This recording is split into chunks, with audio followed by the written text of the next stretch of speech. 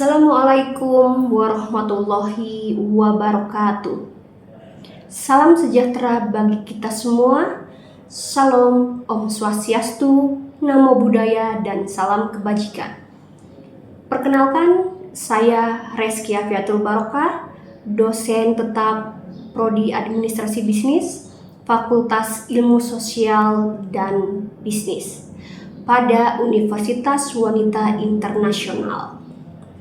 Saat ini saya sedang mengikuti proses sertifikasi dosen yang diselenggarakan oleh Kementerian Dikti-Saintek tahun 2025. Saya akan melakukan penyusunan dokumen pernyataan diri dosen dalam unjuk kerja Tridharma Perguruan Tinggi atau yang disingkat dengan PDD UKT-PT.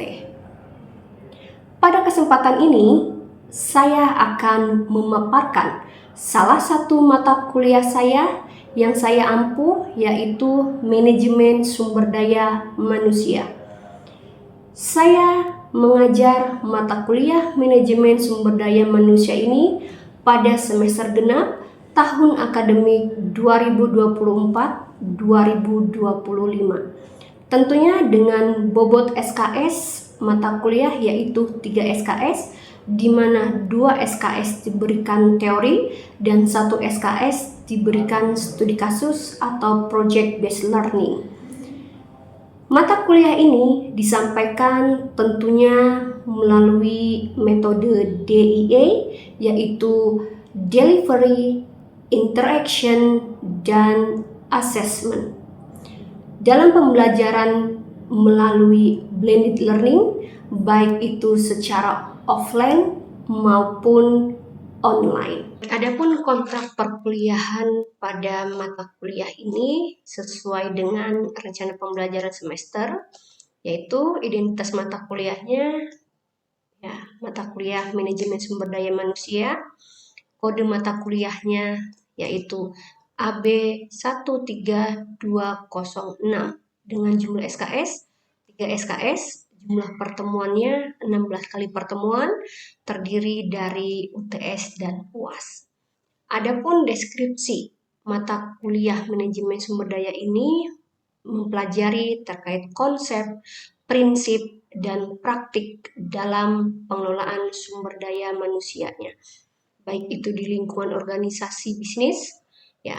Tentunya mahasiswa akan mempelajari terkait dengan perencanaan sumber daya manusianya, kemudian rekrutmen dan seleksi, kemudian pelatihan dan pengembangan, penilaian kinerja, sistem kompensasi, hubungan industri, hingga isu-isu terkini seperti digitalisasi dan etika dalam manajemen sumber daya manusia. Adapun CPL Prodi yang dibebankan pada mata kuliah ini terdiri dari unsur sikap, yaitu sikap 1, 6, 7, 8, dan sikap 10. Kemudian pengetahuannya, CPL Prodi yang dibebankannya adalah pengetahuan di mana P1, yaitu mahasiswa mampu menguasai dan dapat menerapkan berbagai konsep dan ruang lingkup terkait manajemen sumber daya manusia, konsep dan perencanaan pekerjaan, proses rekrutmen dan seleksi, kemudian penilaian kinerja dan manajemen karir, serta konsep pemutusan hubungan kerja. Kemudian CPL Prodi yang dibebankan pada mata kuliah ini selain unsur sikap, unsur pengetahuan, ada juga kemampuan khusus. Kemampuan khususnya yaitu KU1, KU3, KU5, kemudian ada juga unsur kemampuan khusus 1A, kemampuan khusus 1B. Kemudian adapun capaian pembelajaran mata kuliah atau CPMK pada mata kuliah ini tentu mahasiswa CPMK 1-nya itu adalah mahasiswa bisa memahami terkait dengan fungsi, tujuan, MSDM, urgensinya dalam organisasi, dan berbagai paradigma MSDM. Kemudian CPMK2. CPMK2, mahasiswa mampu merencanakan kebutuhan SDM sesuai dengan desain pekerjaannya. Kemudian CPMK3, mahasiswa mampu menganalisis urgensi dan tahapan-tahapan dalam rekrutmen, seleksi, dan penempatan tenaga kerja. Adapun CPMK 4, mahasiswa mampu menganalisis dan menyusun rencana pelatihan dan pengembangan tenaga kerja. CPMK 5, mahasiswa mampu memahami dan menganalisis kinerja SDM. CPMK 6, mahasiswa mampu memahami jenis kompensasi yang tepat bagi tenaga kerja. Kemudian CPMK 7, mahasiswa mampu memahami dan menyusun manajemen karir dan mind mapping manajemen kinerja. CPMK 8, mahasiswa mampu menganalisis penerapan sistem insentif dan bentuk program kesejahteraan pegawai. Kemudian CPMK 9, mahasiswa mampu menganalisis kasus PHK dan upaya dalam mempertahankan pegawai di sebuah organisasi bisnis. Kemudian CPMK yang terakhir yaitu CPMK ke-10, mahasiswa membuat pemetaan managing HR globally dan menganalisis serta menganalisis isu-isu pengelolaan sumber daya manusia di tingkat internasional. Kemudian bahan kajian materi pembelajaran. Bahan kajian materi pembelajaran pertemuan pertama akan membahas terkait dengan definisi dan ruang lingkup MSDM itu sendiri. Kemudian pertemuan kedua akan membahas terkait dengan perkembangan manajemen sumber daya manusia, dan pertemuan ketiga membahas terkait perencanaan SDM. Pertemuan keempat membahas terkait analisis jabatan dan merancang pekerjaan. Pertemuan kelima membahas rekrutmen dan seleksi. Kemudian pertemuan ke-7 akan membahas terkait dengan penempatan dan orientasi dari sumber daya manusia. Pertemuan ke-8 membahas terkait pelatihan dan pengembangan SDM. Pertemuan ke-9 membahas terkait manajemen karir. Pertemuan ke-10 membahas terkait manajemen kinerja SDM. Dan pertemuan 11 itu akan membahas terkait manajemen kompensasi insentif dan program kesejahteraan karyawannya. Kemudian pertemuan ke-12 akan diberikan materi terkait pemutusan hubungan kerja dan mempertahankan pegawai, dan pertemuan ke-13 akan membahas terkait dimensi internasional dalam manajemen sumber daya manusia. Adapun pustaka atau bahan referensi yang digunakan pada mata kuliah ini tentu banyak yang digunakan. Di antaranya saya mengambil dari Raymond New and John terkait dengan Fundamental of Human Resources Management edisi ke-6 yang diterbitkan pada McGraw-Hill. Itu adalah pustaka utamanya. Adapun pustaka pendukungnya ada beberapa referensi yang untuk mahasiswa pakai atau mahasiswa gunakan. Di antaranya ada e-book e-book dari Rosita Sri et al. Tahun 2024 terkait manajemen sumber daya manusia yang diterbitkan melalui Wida Publishing. Kemudian ada juga e-book dari Rianti Setiawasih tahun 2023 terkait manajemen sumber daya global yang diterbitkan oleh PT Global Eksklusif Teknologi. Yaitu dilihat dari aspek penilaian. Adapun komponen penilaian pada mata kuliah ini dilihat dari 4 komponen aspek penilaian. Di antaranya yang pertama kehadiran. Kehadiran memiliki nilai 10% untuk mahasiswa bisa mengikuti perkuliahan ini.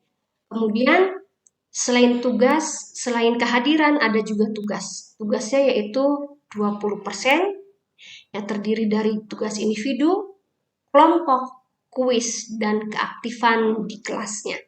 Kemudian aspek penilaian yang ketiga komponennya adalah UTS. UTS memang di sini memiliki bobot penilaian cukup besar, yaitu sebesar 30%, dan yang terakhir aspek penilaiannya adalah dari UAS. Ya, di sini UAS salah satu komponen penilaian yang sangat tinggi apabila mahasiswa lulus mengikuti perkuliahan manajemen sumber daya manusia ini. Kemudian metode yang digunakan adalah discovery learning, kemudian presentasi, case study, dan problem based learning. Oke. Berikut saya sajikan contoh video pembelajaran di dalam kelas. Selamat menyaksikan. Assalamualaikum warahmatullahi wabarakatuh. Waalaikumsalam warahmatullahi wabarakatuh. Oke, selamat pagi teman-teman. Apa kabar semuanya? Baik, Bu. Ya, alhamdulillahirabbil alamin. Pada kesempatan hari ini kita masih dipertemukan kembali ya pada mata kuliah manajemen sumber daya manusia ya. Sekarang kita masuk pada pertemuan keberapa? Pertemuan ke-6. Setelah minggu lalu kita sudah belajar terkait dengan orientasi dan penempatan kinerja pegawai itu sendiri ya.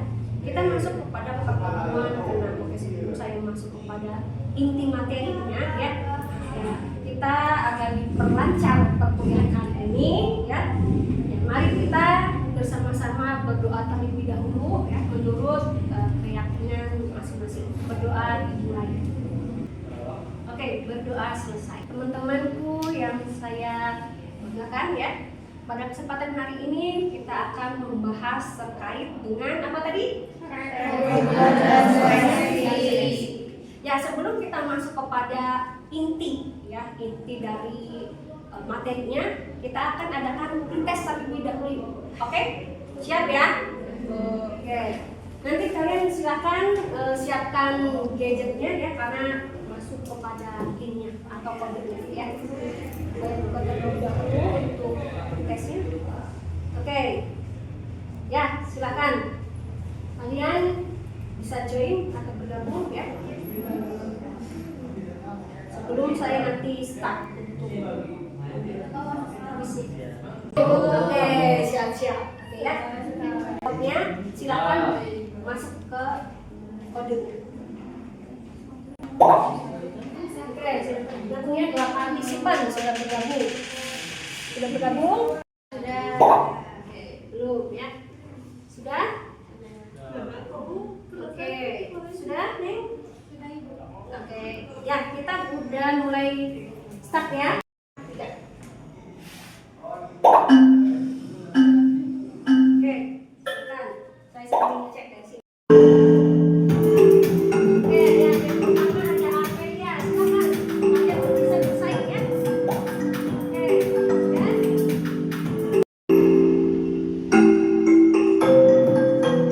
Oke, ada Amelia masih dengan urutan yang pertama ya. Amelia.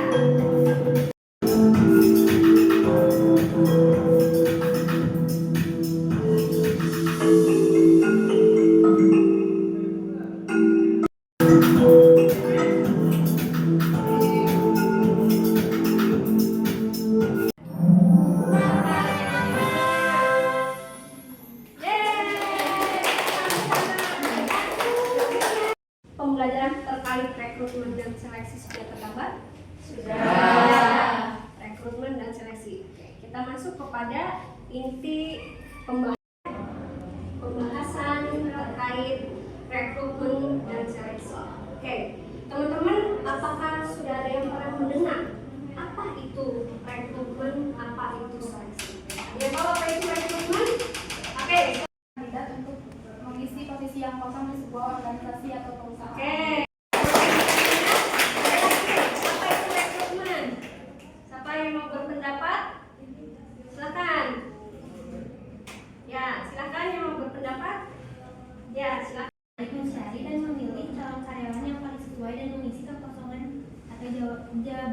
Oke, ya siap, good ya. Kita fokus lagi. Oke, kita fokus ke pembahasan terkait rekrutmen dulu ya. Setelah itu kita membahas terkait seleksi. Oke, next ya. Ya, keduanya adalah tentu tujuan dari pembelajaran terkait rekrutmen dan seleksi ini adalah mahasiswa itu mampu menguasai dan menjelaskan tentang rekrutmen dan seleksi. Oke ya, kita masuk ke inti pembahasannya. Kita lihat definisi rekrutmen ya. Menurut dari berbagai para ahli ya, saya di sini mengambil definisi rekrutmen dari Handoko, Hasibuan ya, dan kemudian ada Bernardin dan Rifai. Oke, kita bisa lihat di layarnya.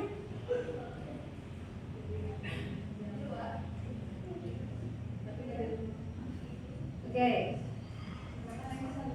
Menurut Handoko ya, pada tahun 2011 rekrutmen atau penarikan adalah proses ya. Jadi sebuah proses.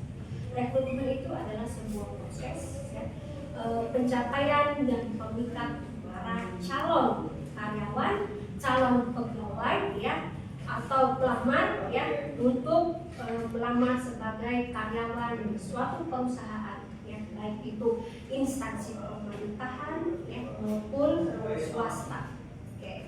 Kemudian menurut Hasibuan ya, sejalan dengan definisi dari Handoko, Hasibuan mengemukakan bahwa yang diartikan dari definisi rekrutmen itu adalah yang menyatakan bahwa usaha mencari. Ada definisi rekrutmen menurut Bernardin, ya, menurut Bernardin dan Rifai. Menurut Bernardin dan Russell pada tahun 2013 berpendapat bahwa rekrutmen itu adalah pertemuan berdasarkan pengalaman yang betul tertarik ya, dengan lowongan pekerjaan ya, yang diberikan oleh organisasi atau perusahaan ya, baik itu perusahaan pemerintahan maupun swasta. Ketika kegiatan sebuah perusahaan memerlukan tenaga kerja ya, memerlukan tenaga kerja dan tentunya membuka lowongan sampai mendapatkan calon karyawan. Oke. Nah, kemudian di sini ada terkait dengan tujuan dari rekrutmen. Ya. Tujuan dari rekrutmen yaitu adalah menyediakan pasokan tenaga kerja ya, yang cukup untuk melamar sesuai dengan kompetensinya ya, sesuai dengan kompetensi kualifikasi yang dibutuhkan organisasi tersebut. Oke. Kemudian nah ini ada langkah-langkah ya, langkah-langkah proses rekrutmen. Di sini saya mengambil langkah-langkah proses rekrutmen seleksi itu menurut Kessler. Kessler tahun 97 ya, ada 5 langkah ya terkait dengan metode ya, metode dari rekrutmen itu sendiri. Ada berapa metode? 2. Ya, betul, ada 2 ya. Yang pertama ada metode tertutup dan ada metode terbuka. Atau perusahaan ya, ketika informasi penarikannya itu hanya disampaikan kepada ya, atau orang-orang tertentu saja. Jadi misalkan begini ya, misalkan metode tertutup itu di dalam suatu organisasi PTX ya. PTX itu membuka lowongan pekerjaan terlibat untuk metode tertutup. Kemudian metode terbuka ya. Di sini metode terbuka itu dilakukan ketika informasi penarikan disampaikan secara luas ya, tentu dengan memasang berbagai iklan ya media pemasaran. Seperti sekarang kita sudah masuk kepada era digitalisasi, jadi informasi apapun itu ya mudah untuk didapat ya. Misalkan kita ingin melamar pekerjaan, kita cek di LinkedIn ya, kalian udah tahu kan LinkedIn ya, itu kemudian bisa masuk juga langsung ke email masing-masing calon pelamar. Kemudian ada juga informasi melalui media sosial ya, baik itu Instagram, oke. Kemudian apalagi TikTok, bisa TikTok? Bisa. Oke. Kemudian apa lagi? Website. Oke. Kemudian ya. Oke, kita lanjut ya, kita masuk kepada pembahasan yang kedua, yaitu terkait seleksi. Oke. Di sini di layar ya tertera bahwa mengapa seleksi sangat penting bagi suatu organisasi. Yang tahu? Penting bagi organisasi. Ya, ada yang tahu? Ada yang tahu? Organisasi. Untuk mendapatkan karyawan atau kandidat yang sesuai dengan posisi yang dibutuhkan. Oke, good. Kita fokus dulu. Masuk kepada definisi seleksi tadi yang sudah disampaikan oleh teman-temannya, bahwa itu adalah proses pemilihan pelamar yang sesuai dengan kompetensi yang dimilikinya. Oke, di sini saya mengambil definisi seleksi menurut para ahli ya, diantaranya ada Lucier dan Hendon pada tahun 2020, kemudian menurut Hasibuan tahun 2016, dan yang terakhir adalah menurut Ivan Sipix ya dan kawan-kawan tahun 2002. Di sini yang tertera di layar ya, bahwa definisi seleksi menurut Hendon ya, para ahli yang pertama, yaitu seleksi adalah proses ya, proses di mana memilih pelamar ya, memilih pelamar, memilih kandidat yang dibutuhkan oleh perusahaan, tentu dengan kualifikasi ya, dengan kualifikasi menurut Hasibuan.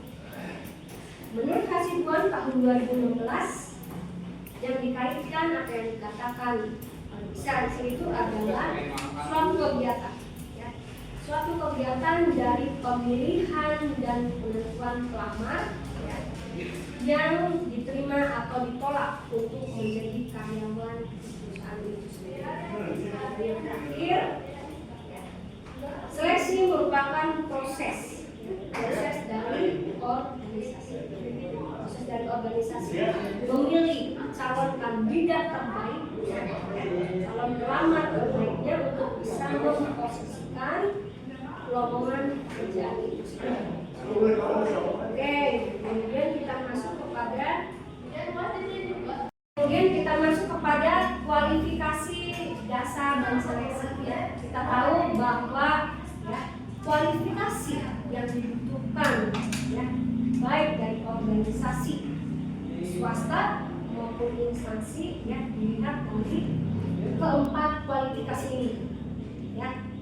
Kalian ingin melamar sebuah pekerjaan ya, suatu organisasi. Jadi dari sekarang kalian tonjolkan skill ya, skill kalian, baik itu hard skillnya maupun soft skillnya ya. Seleksi ya. Di sini menurut Handoko ada 7 langkah ya terkait dengan proses seleksi. Di antaranya ada penerimaan ya, kemudian ada tes penerimaan. Tahu sendiri ya, kalau tes itu ada dilihat dari tes administrasi terlebih dahulu dari perusahaan, kemudian dipilih dari calon pelamar yang sudah memberikan CV-nya ya atau lamaran pekerjaannya. Situ dicek dulu oleh perusahaan mana kandidat yang terbaik ya, yang sesuai dengan keinginan dari organisasi. Ada langkah kedua yaitu tes penerimaan administrasi, ada tertulis ya, kemudian ada kesehatan ya, itu yang diperhatikan betul-betul oleh organisasi. Kemudian langkah ketiga adalah seleksi dan wawancara. Wawancara seleksi. Ya, di sini adalah wawancara yang diberikan oleh organisasi melalui berbagai panitia. Ya. Kemudian langkah keempat adalah pemeriksaan referensi, yang kelima evaluasi medis, ya. Kemudian yang keenam wawancara atasan langsung. Ini final, ya, final dari step-step seleksi itu. Ya. Dimana wawancara atasan langsung berarti personalia, ya, HRD, gitu. Dan yang terakhir adalah keputusan, penerimaan keputusan, ya, yang diberikan oleh perusahaan. Oke, kemudian yang berikut adalah referensinya, ya, referensi dari materi pembahasan kita hari ini, ya. Boleh kalian searching e-booknya, ya, atau bisa kalian lihat dari sumber-sumber yang lainnya. Oke, seperti yang tadi saya sampaikan, ya, di akhir, ya, perkuliahan saya akan memberikan studi kasus, ya, terkait rekrutmen. Ya, jadi saya minta di sini 3 kelompok, ya, yang masing-masing kelompok terdiri dari 5 anggota. Oke, studi kasus, ya, terkait dengan rekrutmen, ya, PT Cemerlang Abadi. Jadi di sini permasalahannya, ya, permasalahannya adalah PT Cemerlang Abadi itu adalah perusahaan manufaktur, ya. Perusahaan manufaktur yang bergerak di bidang produksi, ya, kemasan plastik ramah lingkungan. Nah, dalam 3 tahun terakhir perusahaan mengalami pertumbuhan yang pesat hingga memutuskan untuk menambah kapasitas produksi, ya. Nah, tentu untuk mendukung produksi tersebut, ya, manajemen membutuhkan lowongan untuk 10 posisi, ya, yaitu yang tadi operator mesin produksi, ya, dan 2 posisi supervisor unit produksi. Kemudian yang jadi masalahnya adalah nih, ya, yang menjadi permasalahannya adalah nih, ya. Nah, pertanyaan yang pertama, ya, terkait dengan permasalahan, ya, yang ada di dalam, ya, rekrutmen PT Cemerlang Abadi adalah, ya, ini, ya, pertanyaannya. Oke. Ya, pertanyaan yang pertama, ya, tadi siapa? Kelompok mana yang mau menyampaikan terkait pertanyaan yang pertama? Oke, silakan. Ya. Oke, silakan. Penyebab utama rendahnya kualitas pelamar dalam proses rekrutmen ada beberapa faktor. Yang pertama, kurangnya spesifikasi kualifikasi yang jelas pada pengumuman lowongan. Yang kedua, penggunaan kanal rekrutmen yang kurang tepat sasaran. Yang ketiga, kurangnya penyaringan awal. Yang keempat, rekomendasi internal yang tidak terstandarisasi. Yang kelima, ketidakpastian lembaga pelatihan kerja. Oke. Udah? Udah. Oke, ya. Oke. Bisa menjawab Ibu dari berdasarkan pertanyaan diskusi yang nomor 2 ini.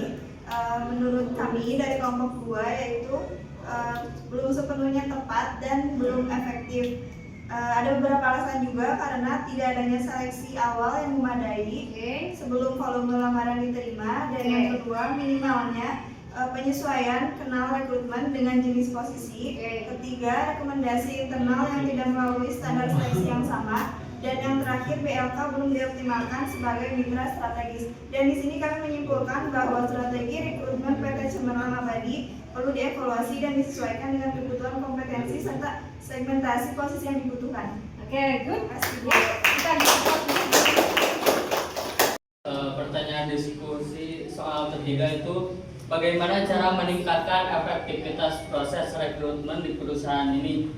Setidaknya ada 8 poin untuk meningkatkan efektivitas proses rekrutmen di PT Cemerlang Abadi. Perusahaan dapat melakukan beberapa strategi sebagai berikut. Yang pertama, menerapkan kriteria yang jelas dan terukur. Yang kedua, optimalisasi job description dan platform rekrutmen. Yang ketiga, penyaringan import otomatis dengan sistem ATS atau aplikasi tracking system. Yang bisa saya sampaikan dari kelompok kami. Terima kasih. Oke, ya, kita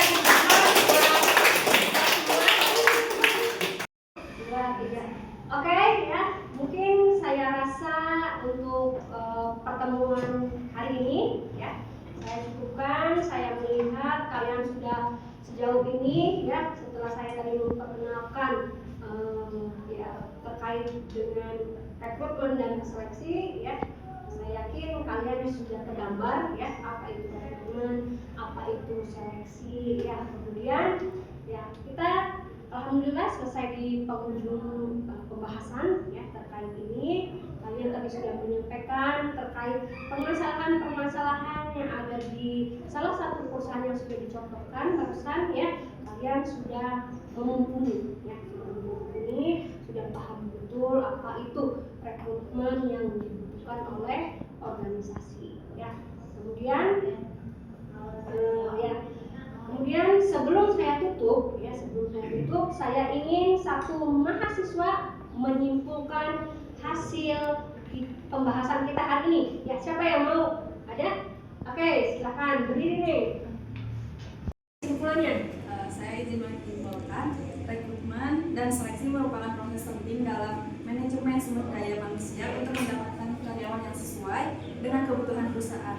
Proses ini jika dilakukan dengan efektif akan membantu meningkatkan kinerja organisasi dan memastikan tercapainya tujuan perusahaan. Sekian. Oke, ya good. Ya, baik, alhamdulillah kita selesai pada perkuliahan pembahasan terkait dengan rekrutmen dan seleksi ya. Sampai ketemu minggu depan ya. Minggu depan kita akan membahas terkait dengan pelatihan dan penempatan pegawai ya. Sekian dari saya, terima kasih. Wassalamualaikum warahmatullahi wabarakatuh. Waalaikumsalam.